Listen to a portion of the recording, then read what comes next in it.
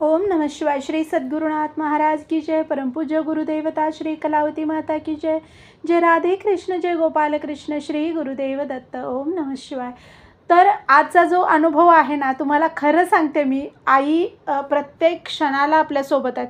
आणि मी परवाच अनुभव शेअर केला तीर्थ आणि अंगाऱ्याचं. मी काहीतरी काल परवाच सांगितलेलं होतं. तर तुम्हाला खरं सांगते, हा अनुभव लगेच म्हणजे आपण एखादी चांगली गोष्ट शेअर केली ना, तर आई तिथं आपल्याला म्हणजे भरभरून देतात, एवढं मला माहिती आहे. आपण एखादी चांगली गोष्ट एखाद्याला महत्त्वपूर्ण म्हणजे काहीतरी खरंच गरजेची आहे अशी गोष्ट एखाद्याला आपण जर सांगितली ना, तर आपली काळजी घ्यायला आई तयार असतात. आणि म्हणजे आई त्या गोष्टीबदली आपल्याला भरभरून देतात, एवढं मला माहिती आहे. झालं असं की साफसफाई करणार होते मी आणि माझी केस ना बरेच दिवस झालं गळायला लागलेले आहेत.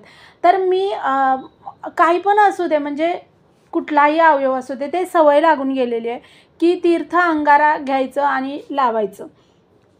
तर असंच मी केसांना तीर्थाने अंगारा लावलेला सकाळी, म्हणजे त्या दिवशी सकाळी. हा अनुभव मी 2 दिवसांनी शेअर करायला.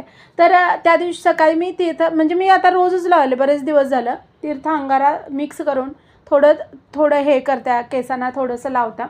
आणि खूप जास्त नाही, मग थोडं थोडं लावते मी.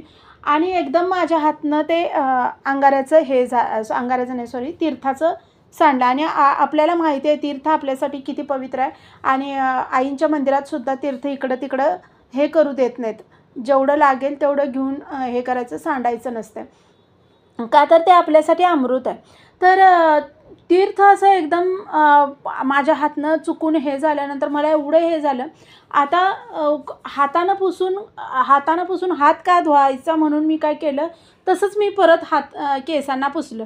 आणि माझ्या एकदम मनात आलं की खाली काय काय पडलेलं असतं, मी केसांना लावलं. आणि परत मी म्हटलं नाही नाही, आणि तीर्थ आहे आपलं, हे काही का असलं तरी ते पवित्र, म्हणून मी सगळं पुसून घेतलं आणि परत केसांना लावलं.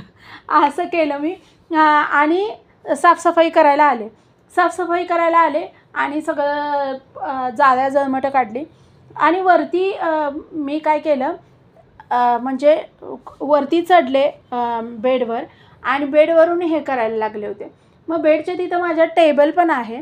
तर त्या टेबलावर चढून बरोबर मी परत असं साफसफाई करत असं आले. आणि एकदम, आणि एकदम केस एकदम माझी वाऱ्याने एकदम अशी उडली आणि तोंडावर आली एकदम. आणि अगदी 2 बोटाचं अंतर असेल, एकदम केस उडली आणि तोंडावर आली. आणि एकदम मला एकदम मी घाबरले आणि एकदम मला जाणवलं की पंखा चालू आहे वरती.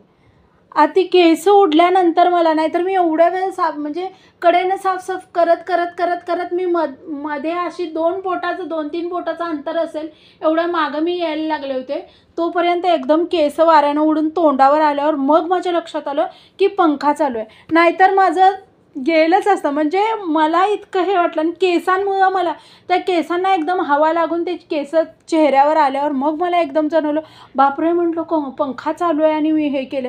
आणि एवढा वेळ मी ते रूमचं हे करत होते, मला लक्षातच नव्हतं की पंखावरती चालू आहे म्हणून.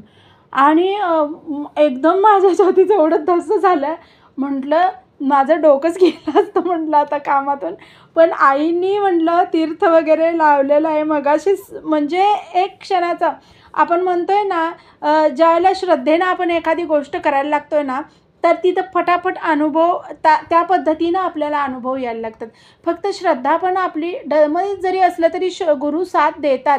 पण त्यावेळेला आपल्याला खूप त्रास होतो आहे. पण नाही, काही पण होऊ दे, ह्यातनं मला आई बाहेर काढणार. आणि मी हे होणारच, मी यशस्वी होणार, किंवा काही असू दे मला मिळणार. हे आपण ज्यावेळेला आपण हे करतोय ना, तेवढी बळकट श्रद्धा म्हणतो ना आपण, एकदम काही असू दे, डळमळीत श्रद्धा नसली ना, तर फार पटकन. आणि एक क्षण मला ते तीर्थ सांडल्यावर असं वाटलं, काय सांडलेलं असतं आणि आपण त्या लावायला लागले. आणि दुसऱ्या क्षणाला मला असं लगेच नाही, काही असलं तरी आईंचं तीर्थ आहे ते. मी सगळं घेऊन केसांना लावलं आणि त्या केसांनीच मला वाचवलं असं झालं आज मला. म्हणजे हे जे आहे ना, हे प्रत्येक क्षण हे जे असतात ते अनुभव असतात. जर मी थोडं जरी मागं सरकले असते, तर डायरेक्ट काय झालं असतं सगळ्यांनाच माहिती आहे.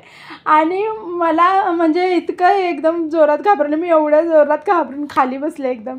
आणि म्हटलं या टेबलाचं काय झालं असं. मला टेबलावर म्हणजे माणूस कशा-कशासाठी टेबल वापरते आपल्याला माहिती आहे. आणि मी म्हटलं मी माझं काय झालं असतं आज.